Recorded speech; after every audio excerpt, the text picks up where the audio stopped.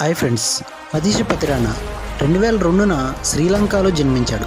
చిన్నప్పటి నుంచి క్రికెట్ అంటే ఇష్టంతో స్కూల్కి సరిగ్గా వెళ్ళేవాడు కాదు.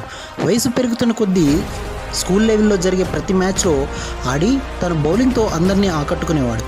అది చూసిన చాలామంది ఏదో ఒక రోజు నువ్వు కూడా మలింగాలాగా బౌలింగ్లో మంచి పేరు తెచ్చుకుంటావనేవారు.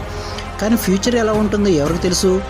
మనోడికి మలింగానే స్వయంగా ట్రైనింగ్ ఇచ్చే స్థాయికి వస్తాడని మనోడి ఆట గురించి తెలుసుకున్న శ్రీలంక బోర్డు ఆఫ్రికాతో జరిగే అండర్-19 టీంకి అవకాశం ఇస్తే అక్కడ కూడా తన బౌలింగ్లో అదరకొట్టాడు.